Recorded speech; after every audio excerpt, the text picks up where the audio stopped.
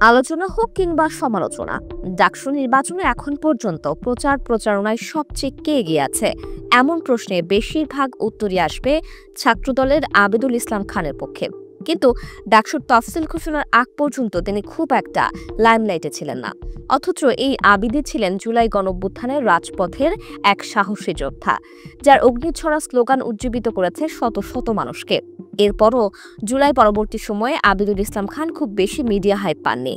অন্যদিকে ইসলামী ছাত্র শিবিরের ভিপি প্রার্থী সাদিক কায়েম ৫ আগস্টের পরপরই আলোচনার কেন্দ্রবিন্দুতে আছেন।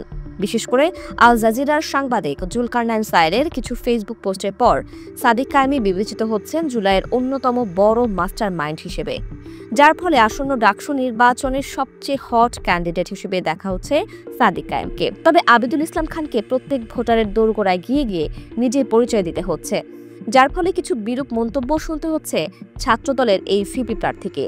অনেকেই তার বাচনভঙ্গিকে ট্রল করেছেন কবি হিসেবে, কেউ বলছেন সবার সামনে গিয়ে এতটা ঢলে পড়া আদিক্ষেতা।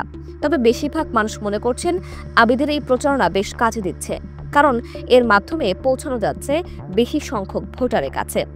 তাছাড়া আদিক্ষেতা হোক বা অতিরিক্ত বিনয়, বাংলাদেশিরা এরকম আচরণকে পছন্দ করে এবং তাদের থেকে এক ধরনের গুরুত্ব পায় ওসব প্রার্থীরা।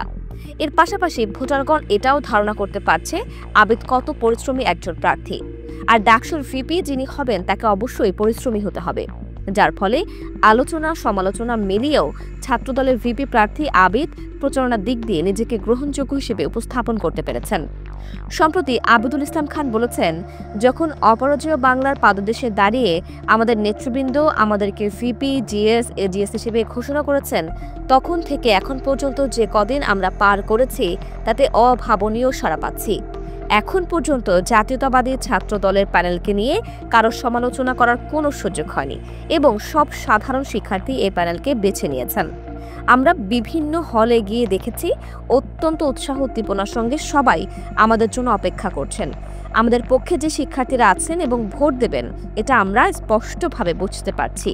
আমরা যদি নির্বাচিত হই তাহলে আমাদের প্রথম কাজ হবে বিশ্ববিদ্যালয়কে রাজনৈতিক পরিবেশ থেকে একটা একাডেমিক পরিবেশে নিয়ে আসা, বিশেষ করে শিক্ষার্থীদের পড়াশোনা, রেজাল্ট, গবেষণা, সহশিক্ষা, পরিপূর্ণ ব্যক্তিত্ব সম্পন্ন এবং দেশে উপযুক্ত পরিবেশ গড়ে তোলার জন্য যা যা প্রয়োজন তা আমরা করব।